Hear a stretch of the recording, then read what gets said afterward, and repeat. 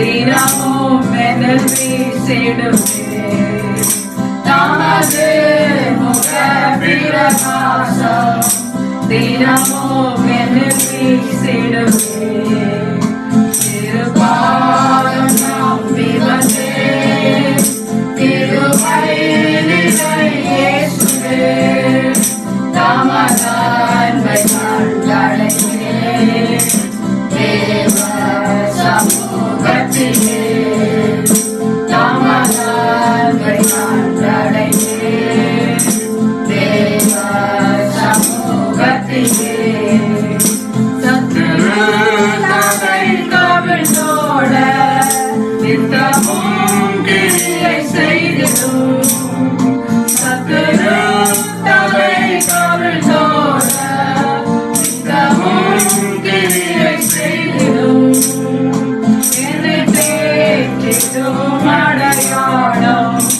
இயேசுவே என்று காட்டிடுவே என்னை தேற்றிடும் அடையாளம் இயேசுவே என்று காட்டிடுவே திருப்பாதம் நம்பி வந்தே திருவயிலை இயேசுவே தமது அன்பை கண்டடைந்தே தேவ சமூகத்திலே தமது அன்பை கண்டடைந்தே தேவ சமூகத்திலே.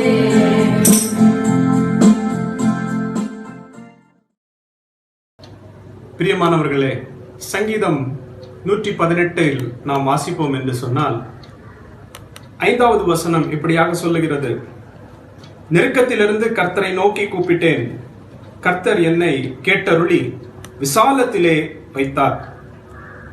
நெருக்கத்திலிருந்து கூப்பிடும் போது கர்த்தர் விசாலத்தில் வைத்தார் என்று சொல்லி சங்கீதக்காரன் அந்த இடத்திலே சொல்லுகிறதை நாம் பார்க்கிறோம். இந்த நாட்களிலே நாம் இப்படிப்பட்ட ஒரு சூழ்நிலையில் இருக்கும்போது ஒரு நெருக்கத்திற்குள்ளாக நாம் இருக்கிறது போல் நாம் உணர்கிறோம். ஏதோ ஒரு விதமான ஒரு நெருக்கம் நமக்கு எல்லாருக்கும் காணப்படுகிறது போல் தோன்றுகிறது. இப்படிப்பட்ட சூழ்நிலையில் முதலாவது நாம் செய்ய வேண்டிய காரியம், அவரை நோக்கி நாம் கூப்பிடுகிறவர்களாக நாம் இருக்க வேண்டும். அவரை நோக்கி நாம் கூப்பிடும் போது ஆண்டவர் நமக்கு விசாலத்திலே கொண்டு போய் நிறுத்துகிற தேவனாக இருக்கிறார். நம்முடைய தேவன் நாம் எப்பொழுதுமே நெருக்கத்திலே இருக்க வேண்டும் என்று விரும்புகிற ஒரு தேவன் அல்ல. அவர் நெருக்கத்தில் இருந்து நாம் அவரை கூப்பிடும் போது அவர் நமக்கு விசாலத்தை உண்டு பண்ணுகிற தேவன். அநேக வேளையிலே நம்முடைய ஆவிக்குரிய வாழ்க்கையிலே நாம் ஒரு விசாலம் இல்லாமல் இருந்திருக்கலாம், ஒரு நெருக்கத்தில் இருந்தது போல் காணப்படலாம். அந்த சூழ்நிலைகளை எல்லாம் ஆண்டவர் மாற்ற வல்லவராக இருக்கிறார். ஒரு விசாலத்திலே ஆண்டவர் நம்மை கொண்டு போய் நிறுத்த வல்லவராக இருக்கிறார். நாம் இந்த நாட்களிலே அவரை நோக்கி கூப்பிடுவோம் என்று சொன்னால் ஆண்டவர் நம்முடைய வாழ்க்கையிலே ஒரு பெரிய விசாலத்தை நிச்சயமாக உண்டு பண்ணுவார் என்பதில் சந்தேகமே கிடையாது. பாருங்கள், தொடர்ந்து வருகிற வசனத்திலே நீங்கள் வாசிப்பீர்கள் என்று சொன்னால், 6வது வசனத்தை வாசிப்பீர்கள் என்று சொன்னால், கர்த்தரின் பட்சத்தில் இருக்கிறார், நான் பயப்படேன், மனுஷன் எனக்கு என்ன செய்வான். இந்த நாட்களிலே நாம் பார்க்கும்போது எப்படிப்பட்ட ஒரு பெரிய மனிதனாக இருந்தாலும் சரி, ஒரு பெரிய டாக்டராக இருந்தாலும் சரி, இல்லாவிட்டால் ஒரு பெரிய தேசத்தின் தலைவராக இருந்தாலும் சரி, நான் உன்னை பாதுகாப்பேன் என்று சொல்லி யாருமே நமக்கு சொல்ல முடியாது. அப்படிப்பட்ட ஒரு சூழ்நிலையில் தான் நாம் இன்றைக்கு இருக்கிறோம். மனுஷனை நம்பி இருக்கிற சூழ்நிலை அது வீணாக காணப்படுகிறதை நாம் இந்த நாட்களிலே உணர்கிறோம். பாருங்கள், ஆகவேதான் இந்த சங்கீதக்காரன் சொல்லுகிறான், மனுஷனை நம்புவதை பார்க்கிலும் கர்த்தர் பேரில் பற்றுதலாய் இருக்கிறதே நலம். பிரபுக்களை நம்புவதை பார்க்கிலும் கர்த்தர் பேரில் பற்றுதலாய் இருப்பதே நலம். ஆண்டவர் மேல் நாம் பற்றுதலாய் இருப்பதுதான் நம்முடைய வாழ்க்கையிலே ஒரு பெரிய மாறுதலை கொடுக்கும், ஒரு ஆசீர்வாதத்தை கர்த்தர் நமக்கு கொடுக்க வல்லவராக இருக்கிறார். இந்த நாட்களிலே நாம் அப்படி ஆண்டவருடைய காரியங்களிலே நெருங்குவோம் என்று சொன்னார். ஆண்டவர் மேல் நாம் ஒரு பற்றுதல் கொண்டு அவரை முழு நம்பிக்கையோடு அவரண்டை வருவோம் என்று சொன்னால், தொடர்ந்து சொல்லப்பட்ட வசனத்தின்படி 15வது வசனத்தில் சொல்லப்பட்டிருக்கிறது, நீதிமான்களுடைய கூடாரத்திலே ரட்சிப்பின் கம்பீர சத்தம் கேட்கும் என்று சொல்லப்பட்டிருக்கிறது.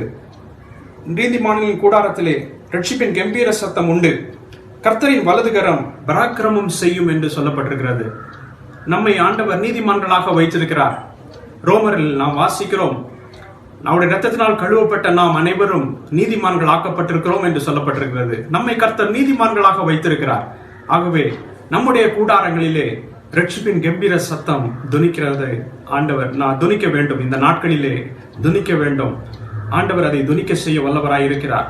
உங்களுடைய வீடுகளிலே நீங்கள் இப்பொழுது இருந்து ஆராதிக்கும் போது, துதிக்கும் போது உங்களுடைய வீட்டிலே ரட்சிப்பின் கம்பீர சத்தம் துணிக்கிறது. பாருங்கள், அடுத்த வசனம் 16வது வசனம் சொல்ல வருகிறது, கர்த்தரின் வலதுகரம் உயர்ந்திருக்கிறது, கர்த்தரின் வலதுகரம் பராக்கிரமம் செய்யும். அப்படி என்றால் யார் அந்த வலதுகரம்? வேதம் சொல்லுகிறது, பிதாவினுடைய வலது பார்சத்தில் இயேசு கிறிஸ்து வீற்றிருக்கிறார் என்று சொல்லப்பட்டிருக்கிறது. அப்படி என்றால் அந்த வலதுகரம் இயேசு கிறிஸ்துவை குறிக்கிறது. இயேசு கிறிஸ்து தான் உயர்ந்திருக்கிறார். அவருடைய வலக்கரம் நிச்சயமாகவே பராக்கிரமம் செய்யும். பராக்கிரமம் செய்ய வல்லமையுள்ள கரம் இயேசு கிறிஸ்துவனுடைய கரம். ஆகவேதான் நாம் அவரை தேடுகிறவர்களாக இருக்க வேண்டும். 17வது வசனத்திலே நாம் சொல்லப்பட்டிருக்கிறது பாருங்கள், நான் சாகாமல் பிழைத்திருந்து கர்த்தருடைய செய்கைகளை விவரிப்பேன் என்று தொடர்ந்து சங்கீதக்காரன் சொல்லுகிறதை பார்க்கிறோம். நாமும் இன்றைக்கு அந்த வார்த்தைகளை சொல்லுகிறவர்களாக இருக்க வேண்டும். நான் சாகாமல் பிழைத்திருந்து கர்த்தருடைய செய்கைகளை விவரிப்பேன். கர்த்தருடைய செய்கைகள் என்ன, அவருடைய சித்தம் என்ன, அதை நாம் எல்லா மக்களும் ரட்சிக்கப்பட வேண்டும் என்பதுதான் தேவனுடைய சித்தம். அந்த சித்தத்தை செய்ய நம்மை ஒப்புக் கொடுக்கிறவர்களாக இருக்க வேண்டும். இந்த நாட்களிலே ஆண்டவரிடத்தில் சொல்ல வேண்டிய ஒரே ஒரு காரியம், நான் சாகாமல் பிழைத்திருந்து ஆண்டவரே உம்முடைய செயல்களை நான் விவரிப்பேன். ஆண்டவரே, என்னுடைய யோபு சொல்லுகிறான், தேவரீர் சகலத்தையும் செய்ய வல்லவர், நீர் செய்ய நினைத்ததை தடுப்பவன் யார் என்று யோபு சொல்லுகிறதை நாம் பார்க்கிறோம். ஆண்டவர் செய்ய நினைத்ததை ஒரு நாளும் யாரும் தடை பண்ண முடியாது. அவருடைய சித்தம் நிறைவேறிதான் தீரும். ஆண்டுடைய சித்தம் எல்லாரும் ஒருவர் கூட கெட்டு போகாமல் எல்லாரும் ரட்சிக்கப்பட வேண்டும் என்கிற சித்தம் நிச்சயமாக நிறைவேறும். அதில் எந்த சந்தேகமும் இல்லை. ஆண்டவர் அதை நிறைவேற்றுவார். நாம் அதை செய்கிறவர்களாக, ஆண்டுடைய சித்தத்தையும் நாம் செய்ய நம்மை ஒப்புக் கொடுக்கிறவர்களாக இருக்க வேண்டும். பாருங்கள், தொடர்ந்து உள்ள வசனத்தில் நீங்கள் வாசிப்பில் என்று சொன்னால், கர்த்தர் என்னை வெகுவாய் தண்டித்தும் என்னை சாவுக்கு ஒப்புக் கொடுக்கவில்லை. கர்த்தர் நமக்கு ஜீவனை கொடுத்திருக்கிறார். நீங்கள் திரும்பவும் சொல்ல வேண்டிய ஒரே ஒரு வசனம் என்னவென்று சொன்னால், நான் சாவாமல் பிழைத்திருந்து கர்த்தருடைய செய்கைகளை விவரிப்பேன் என்று நீங்கள் திரும்பவும் சொல்ல வேண்டும். அதை மறந்து போகக்கூடாது. இந்த நாட்களிலே நீங்கள் சொல்ல வேண்டிய அந்த வசனம் அதுதான். அதை நீங்கள் திரும்பவும் சொல்லும் போது ஆண்டவர் உங்களுடைய பேசுவார். நீங்கள் உயிரோடு இருக்கிற நாட்களை ஆண்டவர் உங்களுக்கு கொடுத்து கர்த்தருடைய ஊழியத்தை செய்ய ஆண்டவர் உங்களை வழிநடத்துவார். கர்த்தருடைய பிள்ளைகளாக அநேகரை கர்த்தருடைய பிள்ளைகளுக்கு சாட்சியாக மாறும்படியாக உங்களை மாற்றுவார். அநேகரை தேவனுடைய ராஜ்யத்திற்கு கொண்டு வழிநடத்துகிற ஒரு பிள்ளைகளாக கர்த்தர் உங்களை மாற்றுவார். நீங்கள் ஆண்டவருக்கு நல்ல சாட்சிகளாக இருப்பீர்கள் என்பதற்கு எந்த சந்தேகமும் இல்லை. ஆகவே நாம் இந்த நாட்களிலே தேவனை நோக்கி கூப்பிடுகிறவர்களாக இருக்க வேண்டும். நெருக்கத்திலிருந்து நாம் அவரை நோக்கி கூப்பிடுவோம் என்று சொன்னால் கர்த்தர் நிச்சயமாக விசாலத்தில் கொண்டு வந்து வைப்பார் என்பதிலே ஒரு சந்தேகமும் இல்லை. கர்த்தர் நம்மை விசாலத்திலே ஒவ்வொருவரையும் விசாலத்திலே கொண்டு வந்து வைப்பார். அவரை நோக்கி கூப்பிடுகிற யாவரையும் கண்டிப்பாக அவர் விசாலத்திலே கொண்டு வந்து நிறுத்துவார். நாம் அந்த விசுவாசம் உள்ளவர்களாக அவரை நோக்கி கூப்பிடுவர்களாக இருக்க வேண்டும். குடும்பமாய் அவரை நோக்கி கூப்பிடுவர்களாக இருக்கும்போது கர்த்தர் நம்மை ஆசீர்வதிப்பார். தொடர்ந்து நாம் ஒரு பாடலை கேட்க போகிறோம். அதன் பின்பு கர்த்தருடைய வார்த்தையும் நாம் கேட்போம். நிச்சயமாகவே இந்த காரியங்கள் எல்லாம் உங்களுக்கு ஆசீர்வாதமாக இருக்கும். நீங்கள் ஆண்டவரை ஆராதியுங்கள். வேத வசனங்களை அதிகமாக இந்த நாட்களிலே படியுங்கள். உங்கள் பிள்ளைகளுக்கு வேத வசனங்களை கற்றுக் கொடுங்கள், நேரத்தை செலவிடுங்கள், அதிகமாக ஜெபியுங்கள், அதிகாலையிலே ஆண்டவரை தேடுங்கள். ஆண்டவர் உங்களுக்கு இந்த நாட்களை ஆசீர்வாதமாக்கி தருவார். சீக்கிரத்தில் இந்த சூழ்நிலைகள் எல்லாம் மாறும்படியாக கர்த்தர் நமக்கு உதவி செய்வார். அவரால் மட்டும்தான் இந்த காரியம் கூடும். அவரை நாம் விசுவாசிப்போம், அவரை சேருவோம். கர்த்தர் உங்களை ஒவ்வொருவரையும் ஆசீர்வதிப்பாராக. ஆமென்.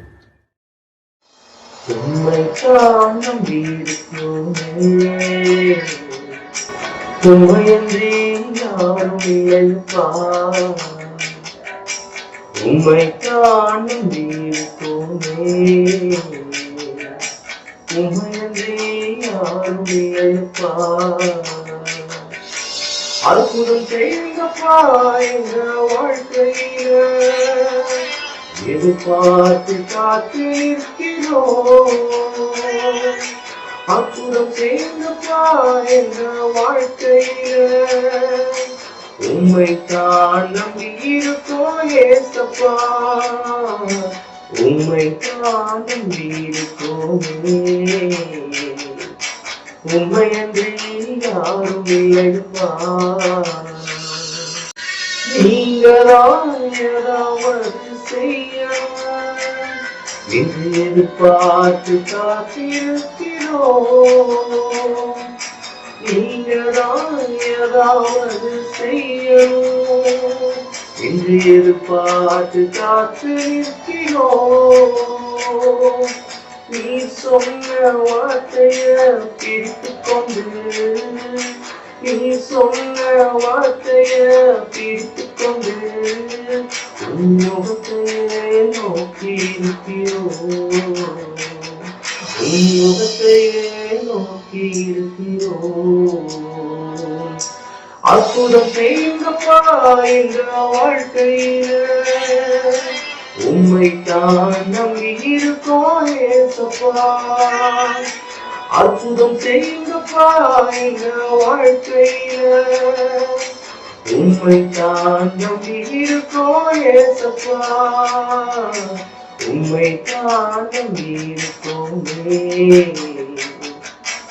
உம்மையன்றி யாரும் இல்லைப்பா, சிந்தையும் அவமானமும் சகித்துக் கொண்டு உன் செட்டை நிழலிலே வந்து நிற்கிறோம். சிந்தையும் அவமானமும் சகித்துக் கொண்டு உன் செட்டையின் நிழலில் வந்து நிற்கிறோம். நிச்சயமாய் செய்விருந்த நம்பிக்கையில், நிச்சயமாய் செய்விருந்த நம்பிக்கையில் உன் கருத்தையே நோக்கி இருக்கிறோம், உன் கருத்தையே நோக்கி இருக்கிறோம். அற்புதம் செய்யுங்கப்பா என்ற வாழ்க்கையில உம்மை தான் நம்பி இருக்கோம் ஏசப்பா. அற்புதம் செய்யுங்கப்பா என்ற வாழ்க்கையில உம்மை தான் நம்பி இருக்கோம் ஏசப்பா, உம்மை தான் நம்பி இருக்கோமே. உம்மையன்றி யாரும் இல்லையப்பா.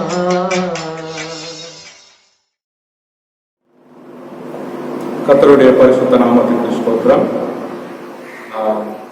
இந்த செய்தியை கேட்டுக்கொண்டிருக்கிற ஒவ்வொருவருக்கும்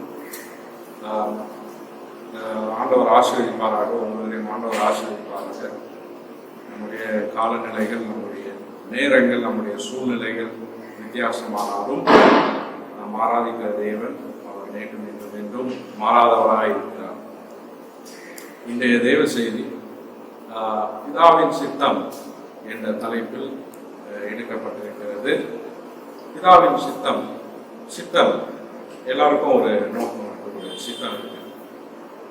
ஆனால் பிதாவின் சித்தம் என்ன என்பது, அவர் நம்மிடத்தில் எதிர்பார்க்கிற காரியங்கள் என்ன என்பதை நாம் தெரிந்து கொண்டால் அது நலமாக இருக்கும்.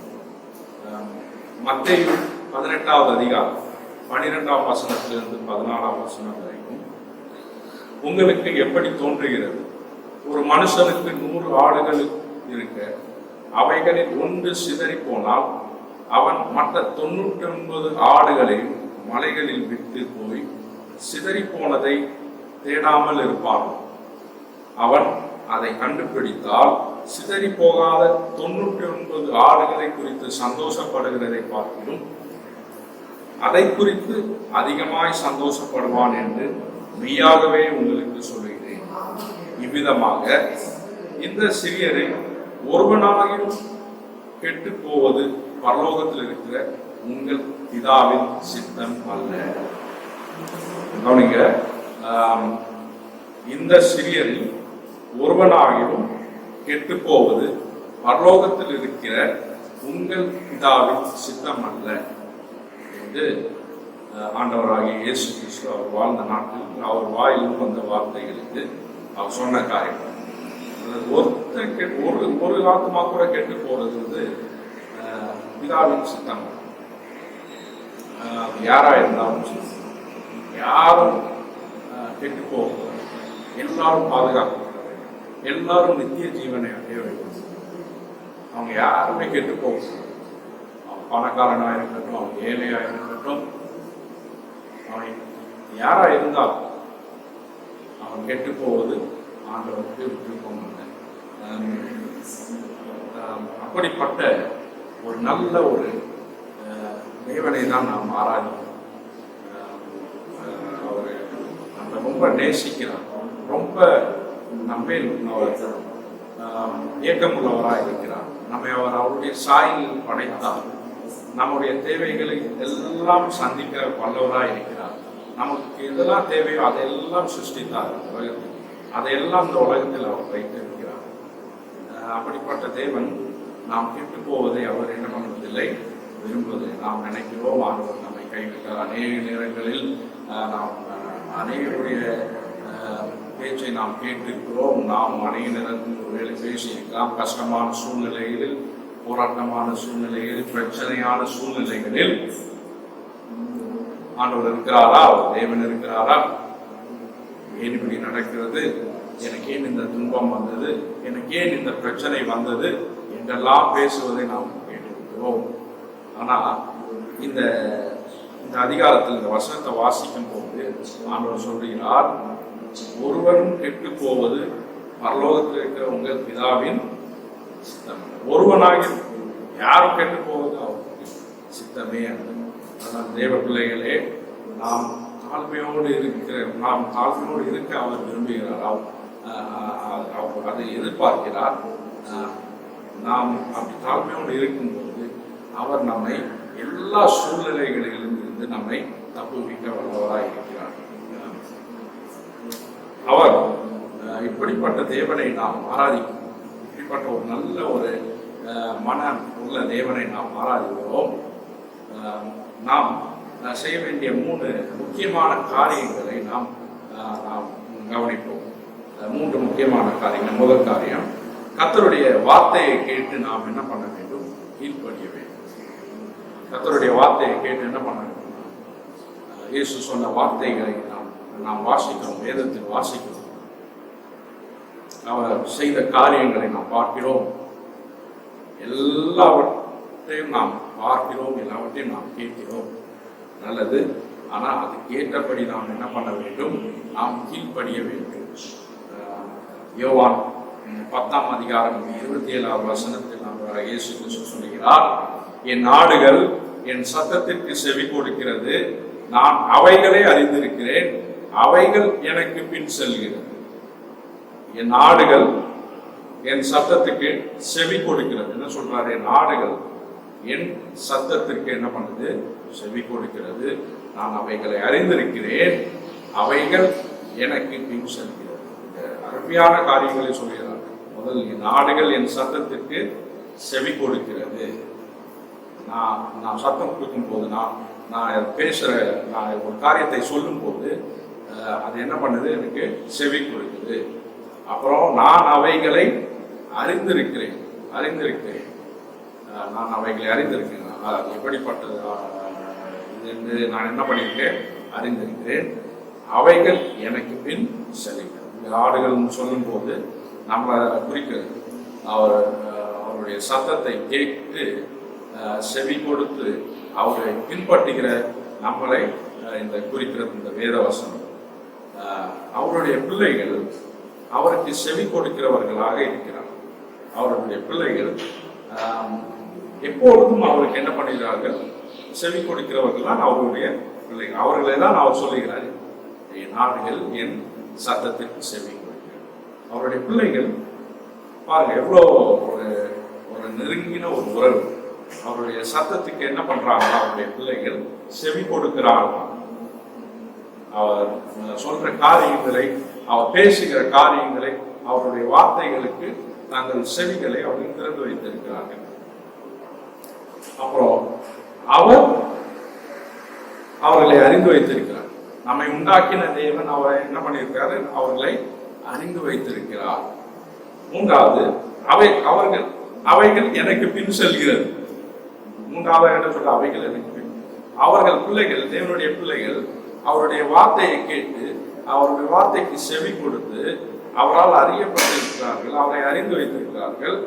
அவருக்கு என்ன பண்றார்கள்? பின் செல்கிறார்கள். அவர் செல்லுகிற பாதையில், அவர் நடத்தி கொண்டு போகிற பாதைகளில் எல்லாம் என்ன பண்ணுகிறார்கள்? செல்கிறார். ஆண்டவர் இதை ரொம்ப விரும்புகிறார். யாரும் கெட்டு போறது அவருக்கு விருப்பம் அல்ல. யாரும் கெட்டு போறது அவருக்கு விருப்பம் அல்ல. ஒருவராகியும் கெட்டு போது உங்கள் பிதாவின் சித்தம் அல்ல, அவருடைய சித்தமே கிடையாது. அப்படிப்பட்ட தேவனுக்கு நாம் செவி கொடுத்து அவரை அறிந்து அவரை பின் செல்வது அது நமக்கு பெரிய பாக்கியம், அது ஒரு பெரிய ஆசீர்வாதம். அதோட அதை விட மேன்மையான காரியம் எதுவும் கிடையாது. அருமையான வசனங்கள், அருமையான வார்த்தைகள். நீங்கள் அதை வாசித்து பார்க்கணும், திரும்ப திரும்ப வாசித்து பார்க்கும் போது உங்களுக்கு அதோட சத்தியம் நன்றாக புரியும். அதனால் நாம் அவருடைய சத்தத்திற்கு செவி கொடுக்கிறவர்களாக இருக்க வேண்டும், அவரை அறிந்திருக்க வேண்டும், அவருக்கு பின் செல்கிறவர்களாக இருக்க வேண்டும். அவருடைய சத்தத்தை கேட்டு கீழ்ப்படியும் போது ஆண்டவர் நம்மை ஆசீர்வதிப்பார். அதை தான் அவர் நம்மிடத்திலிருந்து எதிர்பார்க்கிறார். 1 சாமுவேல் 15ஆம் அதிகாரம் 22ஆம் வசனம் இவ்வாறாக சொல்லுகிறது, கர்த்தருடைய சத்தத்திற்கு கீழ்ப்படுகிறதை பார்க்கிறோம் சர்வாங்க தகனங்களும் பலிகளும் கர்த்தருக்கு பிரியமாயிருக்குமோ. பலியை பார்க்கிறோம் கீழ்ப்படிதலும் ஆட்டுக்கடாக்களின் இனத்தை பார்க்கிறோம் செவி கொடுத்தலும் உத்தமம். இன்னொரு வாட்டி வாசிக்கிறேன், கவனிங்க. கர்த்தருடைய சத்தத்திற்கு கீழ்ப்படுகிறதை பார்க்கிலும் சர்வாங்க தகனங்களும் பலிகளும் கர்த்தருக்கு பிரியமாயிருக்குமோ. பலியை பார்க்கிலும் கீழ்ப்படிதலும் ஆட்டுக்கடாக்களின் இனத்தை பார்க்கிலும் செவி கொடுத்தலும் உத்தமம். எது உத்தமம்? சாமுவேல் சொல்லுகிறார், ஆட்டுக்கடாக்களின் இனத்தை பார்க்கிலும் கர்த்தருக்கு செவி கொடுக்கிறது வந்து ரொம்ப உத்தமம்.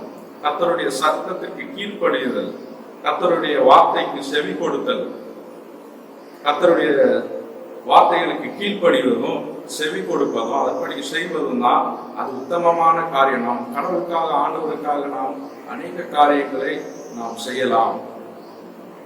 அப்போ அந்த சாமுவேல் அழகாக, அந்த சாமுவேல் தீர்க்கதரிசி அழகாக, தேவனுடைய மனிதன் அழகாக அந்த வார்த்தைகளை சொல்கிறார். கர்த்தருடைய சத்தத்திற்கு கீழ்ப்படிதலை பார்க்கிறோம் சர்வாங்க தகனங்களும் பலிகளும் கர்த்தருக்கு பிரியமாகுமோ. பலியை பார்க்கிலும் கீழ்ப்படிதலும் ஆட்டுக்கடாக்களின் இனத்தை பார்க்கிலும் செவி கொடுத்தலும் உத்தமம். அதனால கீழ்ப்படிதல், ஆண்டவருடைய வார்த்தைகளுக்கு கீழ்ப்படிதல், அந்த வார்த்தைகளுக்கு செவி கொடுத்து கேட்பது, இது மிகவும் முக்கியம். எவ்வளோ வார்த்தைகளை நாம் கேட்கிறோம், எவ்வளோ வார்த்தைகளை நாம் கேட்டு கீழ்ப்படியாம, ஆண்டவருடைய வார்த்தைகளை கேட்டு நாம் கீழ்ப்படியாமல் இருப்போம் என்றால் அது நல்லதல்ல. ஆண்டவருக்கு கீழ்ப்படிவது தான் மேன்மையான காரியம். நம்ம அநேக காரியங்களை நாம் செய்யலாம், அநேக காரியங்களை நாம் யோசித்து வைத்திருக்கலாம். நான் இதை செய்வேன், நான் வைராக்கியமாக இருப்பேன், அப்படி இருப்பேன், நான் என்று பல காரியங்களை நாம் யோசித்து வைக்கலாம். நான் அநேகருக்கு இந்த காரியத்தை செய்வேன், நான் அநேக காரியங்கள் ஆண்டவருக்காக நான் செய்வேன் என்றெல்லாம் யோசித்து வைக்கலாம். ஆனால் அதே பிள்ளைகளே, நீங்கள் அவருக்கு கீழ்ப்படிவது அது மேன்மையான காரியம், அதுதான் உத்தமம். இது சாமுவேல் அழகாக சொல்லுகிறார். இது எந்த சூழ்நிலையில் அவர் சொல்லுகிறார் என்றால், சவுல் அந்த வார்த்தைக்கு கீழ்ப்படியும், அதுக்கு பதிலாக அவன் வேற ஏதோ அவன் செய்ய அவன் எத்தனிக்கிறான். அதனால ஆண்டவருடைய இருதயம் ரொம்ப மனஸ்தாபப்படும். அதை ஆண்டவர் சொல்றாரு அழகா. அந்த அதிகாரத்தை நீங்க வீட்டுல இருந்து நீங்க அழகா வாசித்து பார்க்கலாம், பொறுமையா வாசித்து பார்க்கலாம். 1 சாமுவேல் 15ஆம் அதிகாரம். ஆண்டவர் ரொம்ப கஷ்டப்படுறாரு. நான் என்னுடைய வார்த்தையை நான் அனுப்புனேன், அந்த வார்த்தையை அவன் கேட்டு செய்ய வேண்டும், அவ்வளவுதான். அந்த வார்த்தையை கீழ்ப்படிக்கிறேன், மீதி காரியங்கள்லாம் அவர் பார்த்து சொல்லுவார். ஆண்டவர் அவனுக்கு ஒரு பெரிய ஜெயத்தை தரார், ஒரு பெரிய ஜெயத்தை தரார். ஆனா ஆண்டவர் சொன்ன சின்ன காரியங்களை, சின்ன சின்ன டீட்டெயில்ஸை, சின்ன சின்ன இன்ஸ்ட்ரக்ஷன்ஸை அவன் என்ன பண்ணான், அதை அப்படியே மறக்கல, அதை அப்படியே செய்யாம, அதை ஒரு பொருட்டா நினைக்காம வேற காரியத்தை அவன் என்ன பண்றான், அவன் செய்தான். அதனால பெரிய தவறு நடந்தது. ஆண்டவர் அவன் மேல ரொம்ப மன கஷ்டப்பட்டான். ஆண்டவர் அவன் மேல ரொம்ப மன கஷ்டப்பட்டான். இது கீழ்ப்படியாம போறதுனால இது ஆண்டவருடைய சித்தத்துக்கு விரோதமான காரியமாக இருக்குது. ஆண்டவருடைய சித்தம் ஒன்று வைத்திருக்கிறார். அப்போ அந்த சித்தத்தின்படி போகாமல் வேற அந்த இடத்துல ஏதோ ப்ராப்ளம் ஆகி அவன் கீழ்ப்படியாதனால இப்போ ஆண்டவர் மன கஷ்டப்படுறாரு. அந்த இடம் அப்படியே பிளாங்க் ஆகி போயிருக்கு. அவருக்கும் அந்த சவுலுக்குள்ள அந்த உறவும் அந்த இடத்துல ஒரு மனஸ்தாபம், ஆண்டவருக்கு ஒரு மனஸ்தாபம் ஒரு பிரிவு. மத்தேயு 7ஆம் அதிகாரம் 21ஆவது வசனம் கூட நான் சொல்லுகிறது, பரலோகத்தில் என் பிதாவின் சித்தத்தின்படி செய்கிறவனே பரலோக ராஜ்யத்தில் பிரவேசிப்பானே அல்லாமல் என்னை நோக்கி கர்த்தாவே கர்த்தாவே என்று சொல்லுகிறவன் அதில் பிரவேசிப்பதில்லை. என்னை நோக்கி என்ன, கர்த்தாவே கர்த்தாவே என்று சொல்லுகிறவன் அவன் பரலோக ராஜ்யத்தில் பிரவேசிப்பதில்லை. யாரு பரலோக ராஜ்யத்தில் பிரவேசிப்பான்னா அவருடைய வார்த்தைகளை கேட்டு அவருடைய சித்தத்தின்படி செய்கிறவன், கீழ்ப்படுகிறவன். அவர் சொன்ன காரியங்களுக்கு செவி கொடுத்து கேட்டு, அவர் சொன்ன காரியங்களை, ஆண்டவர் பேசுகிற காரியங்களை செவி கொடுத்து கேட்டு அதன்படி செய்கிறவன் அவன் பரலோக ராஜ்யத்துக்கு அவன் தகுதி உள்ளவன், நித்திய ஜீவனுக்கு அவன் தகுதி உள்ளவன். ஆனால் கர்த்தாவே கர்த்தாவே கர்த்தாவே என்று கத்துகிறவன், சத்தத்தை உயர்த்தி பேசுகிறவன், அவருடைய சித்தத்தை கேட்டு அதை அறிந்து அதன்படி செய்கிறவன் அவன் பரலோக ராஜ்யத்திற்கு பாத்திரவானாயிருப்பான், நித்திய ஜீவனுக்கு அவன் பாத்திரவானாயிருப்பான். அதனால் தேவனுடைய பிள்ளைகளே, எல்லா ஆசீர்வாதமும் உங்களுக்கும் எனக்கும் வைத்திருக்கிறது, எந்த குறையும் வைத்திருக்கிறேன். நன்றாக நீங்கள் கவனித்துக் கொள்ள வேண்டும். இந்த ஆசீர்வாதங்கள், நல்ல நல்ல ஆசீர்வாதங்களை நம்முடைய நாட்டில் வைத்திருக்கிறார். எல்லா சூழ்நிலைகளிலும் நம்மை பாதுகாக்க இருக்கிறார். ஒருவரும் கெட்டு போவது அவருடைய சித்தம் அல்ல என்பதை தெளிவாக சொல்லியிருக்கிறார். நாம் செய்ய வேண்டிய காரியம் அவர் சொன்ன காரியங்களை நாம் செய்ய வேண்டும், அவ்வளவுதான். வேற எதுவும் நம்ம என்ன பண்ணல, எதிர்பார்க்கல. உயர்த்துகிறவர் அவர், பலனை தருகிறவர் அவர், விடுதலையை தருகிறவர் அவர், சந்தோஷத்தை தருகிறவர் அவர். நாம் அவசரப்பட்டு எந்த காரியத்தையும் நாம் அதிக ஞானி என்று நாம் எண்ணி நாம் பல காரியங்களை செய்து விடாமல் நம்முடைய சுயத்துக்கு நாம் இடம் கொடுத்து நாம் வேறு காரியத்தை செய்து, இப்படி செய்தால் கூட கொஞ்சம் நல்லா இருக்குமே, இப்படி செய்தால் அந்த கூட கொஞ்சம் இல்லை, அவர் சொன்ன காரியங்கள் அப்படியே செய்யதான் அவர் விரும்புகிறார். ஒரு பிள்ளையை போல உங்களை பார்க்கிறார். எப்படி தகப்பன் பிள்ளை உணவு இருக்கிறதோ அது போல ஒரு சின்ன பிள்ளை போல தான் அவர் பார்க்கிறார். அவர் சொல்ற காரியத்தை நீங்கள் செய்தால் போதும், மீதி காரியங்களை அவர் பார்த்துக் கொள்வார். மத்தேயு 7ஆம் அதிகாரம் 24ஆவது வருஷத்திலிருந்து 27ஆவது வருஷம் அழகாக சொல்லுகிறது. அது அந்த மத்தேயு 7ஆவது அதிகாரம் 21லிருந்து நீங்க 27 வரைக்கும் வாசிச்சு பார்க்கலாம். ரொம்ப நல்லா இருக்கும். கர்த்தாவே கர்த்தாவே என்று சொல்லுகிறவன் பரலோகராஜ்யத்தில் பிரவேசிப்பதில்லை. மாறாக அவர் சித்தத்தின்படி செய்கிறவனே பிரவேசிப்பான். ரொம்ப உண்மை. அது கீழே சில வசனங்கள் 22, 23 பார்த்தீங்கன்னா நிறைய ஆழமான காரியங்களை அவர் சொல்லுகிறார். பல காரியங்களை சொல்வார்கள். ஆனால் அவர் அதெல்லாம் கேட்கிறவர் இல்லை. நம்ம சொல்லுகிற கதைகளை, கட்டுக்கதைகளை அவர் கேட்க விருப்பம் இல்லை. கீழ்ப்படிஞ்சியா இல்லை கீழ்ப்படி, அதான் கீழ்ப்படிந்தால் நித்திய ஜீவனை பெற்றுக் கொள்வாய். ஆமென். கர்த்தருடைய ஆசீர்வாதமாக. மத்தேயு 7வது அதிகாரம் 24வது வசனத்திலிருந்து 27வது வசனத்தை நாம் வாசிப்போம்.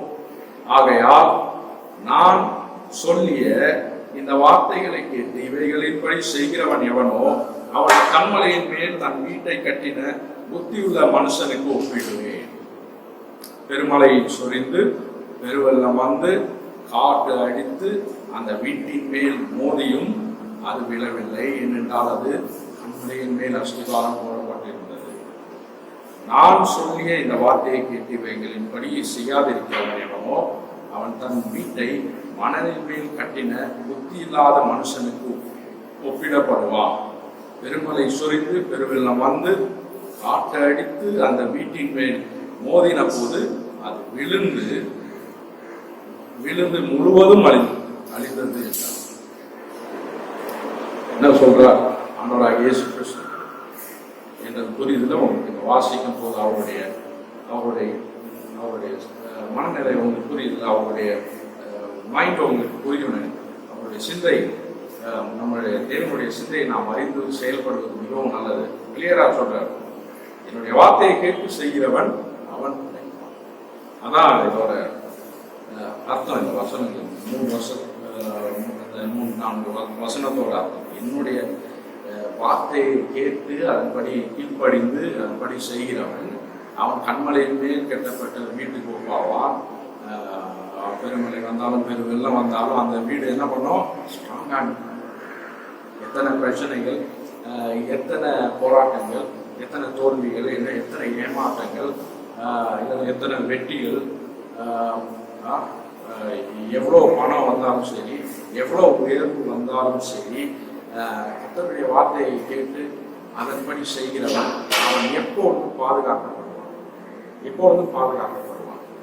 ஆனால் கர்த்தருடைய ஆண்டவராகிய இயேசு கிறிஸ்துவினுடைய வார்த்தைகளை கேட்டும் அதன்படி செய்யாதிருக்கிறவன் அவன் எவ்வளோ பெரிய வீடு கட்டினாலும் சரி, அவன் எவ்வளோ சொத்துக்களை வைத்திருந்தாலும் சரி, அவனுக்கு எவ்வளோ ஆள்பலம் இருந்தாலும் சரி, எவ்வளோ பணம் அவன் கையில் இருந்தாலும் சரி, எல்லா சூழ்நிலைகளும் அவனுக்கு ஏற்றதாக இருந்த போல் இருந்தாலும் சரி,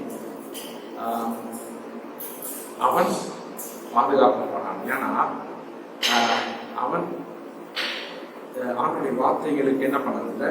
செவி கொடுக்கவில்லை. அவன் ஆண்டுடைய வார்த்தைகளை செவி கொடுத்து அதன்படி சொன்ன காரியங்களை செய்யாதிருப்பதனால் அவன் மணலின் மேல் கட்டப்பட்ட வீட்டுக்கு ஒப்பாவான். போராட்டங்கள், பிரச்சனைகள் எல்லாம் வரும்போது, சரியா, போராட்டங்கள், பிரச்சனைகள் வரும்போது, பல காரியங்கள் அவனை சூழ்ந்து வரும்போது அவன் என்ன செய்ய வேண்டும் என்பது அவனுக்கு தெரியும். அவன் என்ன செய்ய வேண்டும்? அவன் எழுந்து அவன் ஆள் அட்ரஸ் இல்லாமலே போயிடுவான். அதனால தேவஜனமே ரொம்ப முக்கியமான காரியம், தேவ பிள்ளைகளே அவருடைய வார்த்தைகளை கேட்டு கீழ்ப்படியவர்களா இப்போ ஆண்டவர் நம்மை ஆசீர்வதிப்பார்.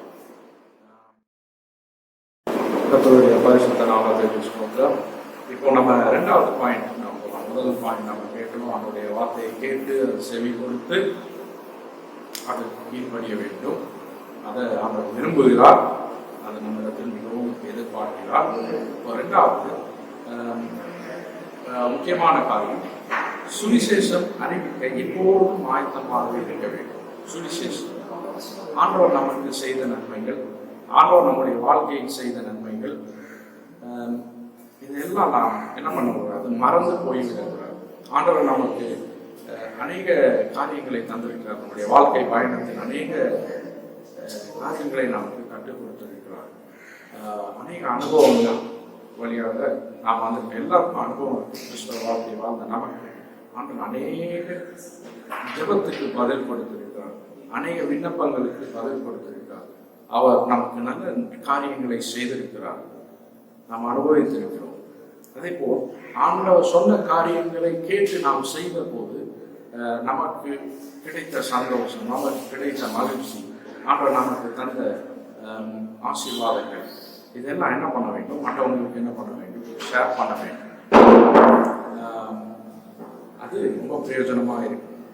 ஆண்டவர் சொன்ன காரியங்களை கேட்டு கீழ்ப்படிந்து நாம் அடுத்தவர்களுக்கு சொல்லும்போது, ஆண்டவருடைய சுவிசேஷத்தை சொல்லும்போது அது ரொம்ப பிரயோஜனமாக இருக்கும். புரிகிறதா? இப்போ ஆண்டவருடைய வார்த்தைகளை கேட்டு அதன் செய்யாம பொருட்படுத்தாம பல காரியங்களை செய்கிறவர்கள் இருக்கிறார்கள். அவர்களும் சுவிசேஷம் சொல்கிறார்கள். அவர்கள் சொல்லுகிறது ஆண்டவருடைய வார்த்தைகளை கேட்டு ஆண்டவருடைய வார்த்தைகளுக்கு செவி கொடுத்து அதன்படி செய்கிறவன் சொல்லுகிறதுக்கும் சுவிசேஷம் சொல்லுகிறதுக்கும் வித்தியாசம் உண்டு. இன்னொரு கேட்டகரி பீப்புள் இருக்காங்க. அவங்க வேத வசனங்களை நன்றாக ஆராய்ந்து நல்ல ஞானம் உள்ளவர்களா இருப்பாங்க. அந்த பேக்ரவுண்ட்லாம் தெரியும் அவங்களுக்கு, அநேக காரியங்கள் அவங்களுக்கு தெரியும், நன்றாக படித்திருப்பார்கள், அந்த நன்றாக ஆராய்ந்து படித்திருப்பார்கள், நல்ல ஞானம் இருக்கு. அவர்கள் ஆண்டவரை பற்றி சொல்லுவார்கள். அது ஒரு விதமாக. ஆனால் ஆண்டவருடைய வார்த்தையில் செவி கொடுத்து அதன்படி செய்கிறவன் சுவிசேஷம் சொல்லுகிறான் பாருங்க, அது ரொம்ப எஃபெக்டிவா இருக்கும். அதனால நம்ம அந்த முதல் பாயிண்டை எப்பவும் நம்ம ஃபாலோ பண்ண வேண்டும். சுவிசேஷம் சொல்றதுக்கு அது ரொம்ப முக்கியமானது. நாம் அடுத்தவர்களுக்கு நாம் சுவிசேஷம் சொல்லும்போது ஆண்டவர் நமக்கு செய்த, அவருக்கு கீழ்ப்படிந்ததினால் நமக்கு செய்த காரியங்கள் நமக்கு தெரியும். அப்படி இருக்கும்போது நாம் சொல்லும்போது ஆண்டவர் நம்மோடு இருப்பார். அடுத்தவர்களுக்கு நாம் சொல்லும்போது, அடுத்தவர்கள் வீட்டுக்கு செல்லும் போதும் சரி, அவர்கள் நம்ம வீட்டுக்கு வரும்போதும் சரி, நாம் அவர்கள் ஆண்டவரை பற்றி சொல்லும் போது ஒரு பெரிய வித்தியாசம் உண்டாகும். ஒரு பெரிய வித்தியாசம் உண்டாகும். அவர்கள் நம்ம வீட்டுக்கு வரும்போது சந்தோஷமா இருப்பார்கள். வீட்டில் இருந்துட்டு போகும்போது சந்தோஷமா, நாம் அவர் வீட்டுக்கு போய் இருக்கும்போது அவர்களுக்கு நாம் ஜெபிக்கும் போது ஒரு பெரிய விடுதலை ஆண்டவர் தருவார். ரொம்ப வித்தியாசமாக இருக்கு.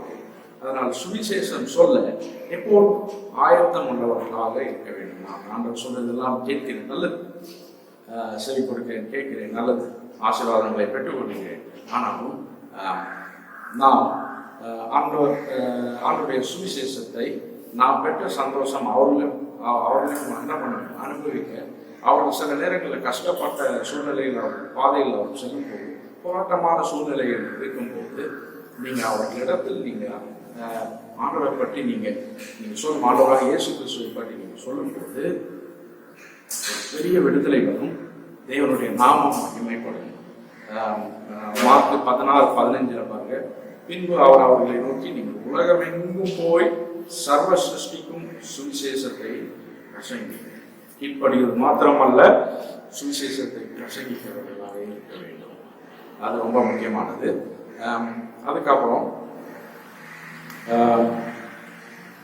மத்தேயு 24:14 பார்க்கும்போது, ராஜ்யத்தினுடைய இந்த சுவிசேஷம் உலோகம் எங்கும் உள்ள சகல ஜாதிகளுக்கும் சாட்சியாக பிரசங்கிக்கப்படும், அப்போது முடிவு சொல்றாங்க. அதனால இந்த ஆண்டவராக இயேசு கிறிஸ்துவை பற்றிய காரியங்களை எல்லா ஜனங்களும் அறிந்து கொள்வார். அப்படிப்பட்ட காலம் வரும். ஆனால் நாம் எப்பொழுதும் ஆயத்தம் உள்ளவர்களாக இருக்க வேண்டும். ஏப்ரல் 15 1912 ஜான் ஹார்பர் என்பவர் டைட்டானிக் கப்பலில் பயணம் பண்ணி கொண்டிருக்கிறார். அவர் ஒரு தேவ மனிதன், தேவனுடைய ஊழியக்காரன். அவர் என்ன பண்றாருன்னா, ஒரு இடத்துல அமெரிக்காவுக்கு கிளம்பி போயிட்டுருக்காரு. அந்த டைட்டானிக் கப்பல் அவர் பயணம் பண்ணி கொண்டிருக்கார். ஏப்ரல் 15 1912 அந்த கப்பல், பெரிய கப்பல், அழகான கப்பல் பயணம் பண்ணி கொண்டிருக்கிறார். அப்போ 11:30 மணி இருக்கும்போது, நைட் இரவு 11:40 மணி 11:40 அந்த கப்பல் ப்ராப்ளம் அப்படியே சிங்க் ஆகுது, அப்படியே கடலுக்குள்ள போக ஆரம்பிச்சு. ஆக்சிடென்ட் திடீர்னு அது மாதிரி ஆயிடுச்சு. அப்போ அந்த கப்பலில் அவர் கூட அவருடைய பொண்ணையும் அவருடைய சகோதரியும் கூட்டிட்டு கொண்டு போயிருந்தார். அப்போ அவங்க என்ன பண்ணிட்டாருன்னா அவருடைய பொண்ணையும் அவருடைய சகோதரியையும் வேற ஒரு போட்டுக்கு பாதுகாப்பு கப்பலில் ஏற்றி விட்டுட்டு இவர் கப்பலில் இருந்து அந்த நேரத்தில் ஆண்டவருடைய சுவிசேஷத்தை அங்குள்ள மக்களுக்கு சொல்ல ஆரம்பித்தார். அங்குள்ள மக்களுக்கு என்ன பண்ண ஆரம்பிச்சாரா, சொல்ல ஆரம்பிச்சா என்று ஒரு உண்மையான சம்பவம் உண்டு. எல்லாருக்கும் என்ன பண்ண ஆரம்பிச்சாரா, சொல்ல ஆரம்பிச்சார் ஆண்டவரை பற்றி. அதுக்கப்புறம் கப்பலில் மூழ்க கப்பலில் இருக்க முடியாது, அதனால கடலில் குதிக்கணும். லைஃப் ஜாக்கெட் போட்டு கடலில் குதிச்சுட்டாரு. கடலில் குதிச்சுட்டு அந்த கடல் பயங்கர குளிரான பனி, ஃபுல்லாக பயங்கர குளிராக இருக்குது, பனி கட்டியாக இருக்குது. அதில் குதிச்சுட்டு லைஃப் ஜாக்கெட் போட்டு குதிச்சுட்டு அதில் நின்றுட்டு அங்கே அப்படியே இருக்கும்போது பக்கத்தில் நிறைய பேர் இருக்கிறாங்க. அவங்களுக்கெல்லாம் போய் சுவிசேஷம் சொன்னாங்க. நீ ஆண்டவராக இயேசு கிறிஸ்துவை ஏற்றுக்கொள், ஆண்டவராக இயேசு கிறிஸ்துவை ஏற்றுக்கொள்ளுப்பா, பாவத்தெல்லாம் மன்னிப்பா என்று அவங்களுக்கு போய் சொல்ல ஆரம்பிச்சாங்க. பாருங்க, எவ்வளோ மோசமான சூழ்நிலையாக இருக்கட்டும், எவ்வளோ இக்கட்டான சூழ்நிலையாக இருக்கட்டும், எல்லாருடைய மைண்டும் அந்த நேரத்தில் எப்படி இருந்திருக்கும் பாருங்க. எப்படியே பத்திரமா வீட்டுக்கு போய் சேரணும், எப்படியே பத்திரமா கரைக்கு போய் சேரணும், என் ஜீவன் பாதுகாக்கப்படணும் என்று சொல்லிட்டு எல்லாம் அந்த லைஃப் ஜாக்கெட்டை போட்டுட்டு அந்த குளிரான பயங்கர குளிரான தண்ணீர் நின்றுட்டு இருக்கிறாங்க. அப்பவும் அவர் என்ன பண்றாங்க, ஒரு சுவிசேஷம் சொன்னாங்க. அதில் ஒரு நபர்கிட்ட போய், ஒரு வாலிபன்கிட்ட போய் சொல்லிட்டே இருந்துட்டு, நீ ஆண்டவரை ஏற்றுக்கொள்ளணும், அவர் விசுவாசிக்கணும், விசுவாசித்தா அவனுக்கு பரலோகத்தில் இடம் உண்டு அப்படின்னு சொல்லிவிட்டு தன்னுடைய லைஃப் ஜாக்கெட்டை எடுத்துட்டு இன்னொருத்தருக்கு என்ன பண்ணாரா, கொடுத்துட்டாராம். ஏன்னா என்னால் ரொம்ப நேரம் இருக்க முடியாது, நான் என்ன ஆகும் தெரியல, நீங்கள் வச்சுக்கோன்னு சொல்லிட்டு அந்த தண்ணிக்குள்ளே அவர் அப்படியே மூழ்கி அப்படியே இறந்து போயிட்டார். பாருங்க, அவர் இறந்து போயிருக்கலாம். ஆனால் அந்த சகோதரன் 4 வருஷம் கழித்து, அது இந்த ஒரு சகோதரன் அதை பறக்கும், நிறைய பேர் அதில் விழுந்தாங்கன்னா 6-7 பேர் தான் பாதுகாக்கப்பட்டாங்க. அதில் ஒரு சகோதரன் போய் சொன்னார், 4 வருஷம் கழிச்சு, நான் இன்னைக்கு ஆண்டவராக இயேசு கிறிஸ்துவை ஏற்றுக்கொண்டது அந்த ஜான் ஹார்பர் அந்த கடைசி நேரத்தில் ஆண்டவராக இயேசு கிறிஸ்துவை பற்றி என்னிடத்தில் பகிர்ந்து கொண்டதுனால தான். பாருங்க, எவ்வளோ பவர்ஃபுல்லான ஆண்டவருடைய சுவிசேஷம். அந்த ஆண்டவருடைய சுவிசேஷம் ஆண்டவராக இயேசு கிறிஸ்துவை பற்றி ஜனங்களுக்கு சொல்வதில் நீங்கள் என்ன பண்ண வேண்டாம், வெட்கப்பட தேவையில்லை. உங்களுக்கு எப்போல்லாம் நேரம் கிடைக்குதோ அப்போல்லாம் நீங்கள் சொல்லுங்க. ஆனால் எப்பவும் சொல்ல ஆயத்தமானவர்களாக இருங்கள். ஆமென். கடைசி பாயிண்ட், ஃபர்ஸ்ட் பாயிண்ட் பார்த்தா அவனுடைய சத்தத்தை கேட்டு அதுக்கு செவி கொடுத்து அதை கீழ்ப்படிய வேண்டும். 2வது, சுவிசேஷம் அறிவிக்க எப்பொழுதும் ஆயத்தமாக இருக்க வேண்டும். 3வது, சோர்ந்து போகாமல் காத்திருக்க வேண்டும். சோர்ந்து போகக்கூடாது, காத்திருக்க வேண்டும். நாம் ஆண்டவருக்கு கீழ்ப்படுகிறோம், சுவிசேஷத்தை சொல்லுகிறோம், ஆனால் ஆண்டவருடைய வார்த்தைகளுக்காக என்ன பண்ண வேண்டும், காத்திருக்க வேண்டும். ஏன்னா ஆண்டவர் அவர் வேலையை கொடுத்துருக்காருன்னா தொடர்ந்து அவர் என்ன பண்ணுவார், வழி நடத்துவார். அது எந்த வேலையா இருக்கட்டுமே, நீங்க எந்த வேலையா செய்வீங்க, அது வேற விஷயம். ஆனா எல்லாருக்கும் ஆண்டவர் ஒரு குறிப்பிட்ட ஒரு வேலையை கொடுப்பாரு. அந்த வேலையை செய்யறதுக்கு நீங்க என்ன பண்ண வேண்டும், ஆண்டவருடைய வார்த்தையை கேட்க எப்பவும் என்ன பண்ண வேண்டும், காத்திருக்க வேண்டும். சோர்ந்து போகாமல் என்ன பண்ண வேண்டும், காத்திருக்க வேண்டும். சோர்ந்து போகக்கூடாது. ஆண்டவருடைய வார்த்தை வரும், அந்த வார்த்தையை கேட்டு நான் செய்வேன், அவ்வளவுதான். ஆண்டவருடைய வார்த்தை வரும், அது கண்டிப்பா வரும். எனக்கு அவர் இந்த வேலையை கொடுத்திருக்கிறார், எனக்கு இந்த காரியத்தை செய்ய சொல்லியிருக்காரு, இது அவருடைய காரியம். அவருடைய வார்த்தை வரும், அவருடைய வார்த்தைக்காக நான் என்ன பண்ணுவேன், காத்திருப்பேன். காத்திருந்து அந்த வார்த்தைகளை நீங்க பெற்றுக்கொள்வது நல்லது. மீகா எழுதின புத்தகம் 7ஆம் அதிகாரம் 7ஆம் வசனம் சொல்லுகிறது, நானோ என்றால் கர்த்தரை நோக்கி கொண்டு என் ரட்சிப்பின் தேவனுக்கு காத்திருப்பேன், என் தேவன் என்னை கேட்டருவார். என் ரட்சிப்பின் தேவனுக்கு நான் காத்திருப்பேன். நல்லா சொல்றேன், என் ரட்சிப்பின் தேவனுக்கு நான் காத்திருப்பேன், என் தேவன் என்னை கேட்டருவார். என் தேவன் காலநிலைகள் சூழ்நிலைகள்லாம் எப்படி மாறுது என்று தெரியாது, யாருக்கும் தெரியாது. ஆனால் ஏதாவது ஒன்று சொல்லணும் சொல்லிட்டு ஆண்டவர் சொல்றாரு சொல்லிட்டு என்ன பண்ணாதீங்க, நீங்க பேசாதீங்க. ஆண்டவர் சொன்னாரே, ஆண்டவர் காமிச்சார், வேண்டாம் அப்படிலாம் வேண்டாம். ஆண்டவர் சொல்லுவார், இந்த காரியத்தை எது இருந்தாலும் சொல்லுவார். சொல்லாமல் இருக்க காரியத்தை ஆண்டவர் சொன்னார் என்று நீங்க என்ன பண்ணா சொல்ல வேண்டாம். செய்யாது என்று சொன்ன காரியத்தை நீங்க செய்ய வேண்டாம். ஆண்டவருடைய வார்த்தைக்காக நீங்க காத்திருப்பது ரொம்ப நல்லது. ஏசாயா 40:31 சொல்றது, கர்த்தருக்கு காத்திருக்கிறவர்களோ புதுபலன் அடைந்து கழுகுகளைப் போல சட்டைகளை அடித்து எழும்புவார்கள், அவர் ஓடினாலும் இளைப்படையார்கள், நடந்தாலும் சோர்ந்து போவார்கள். ஆமென்.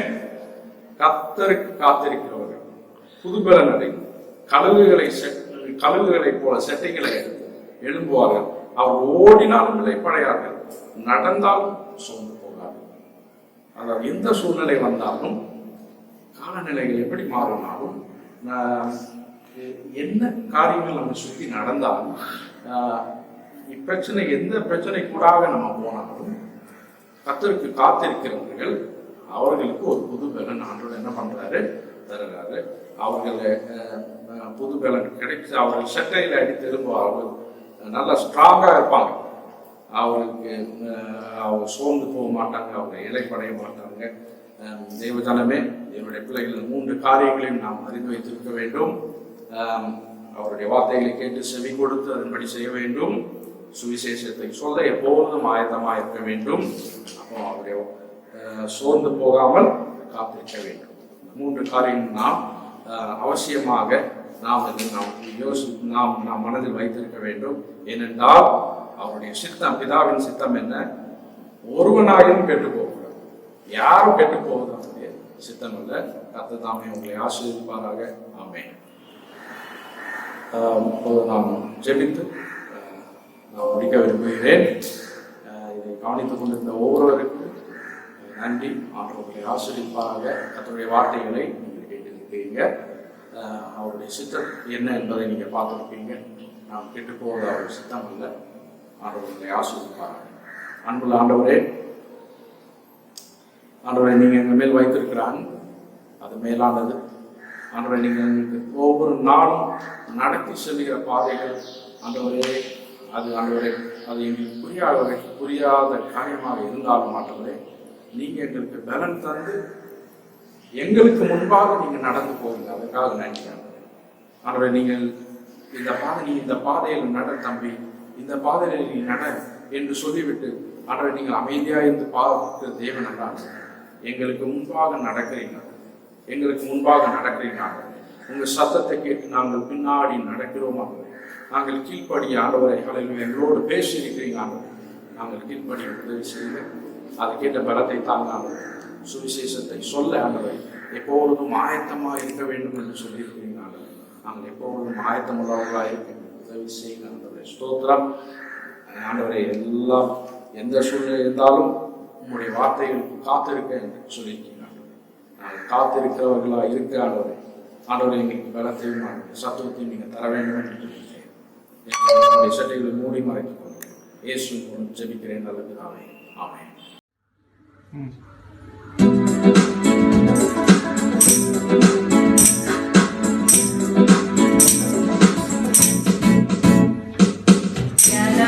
எனக்கொருவர் இருக்கின்றார், அவர் என்னையும் நேசிக்கிறார்.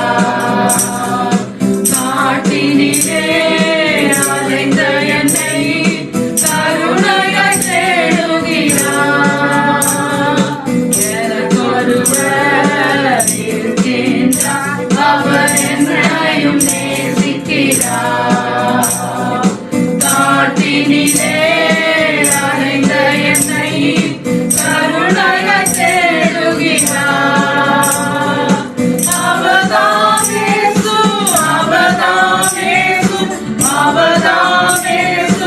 அவரிடம் பேசு, அவர்தாம்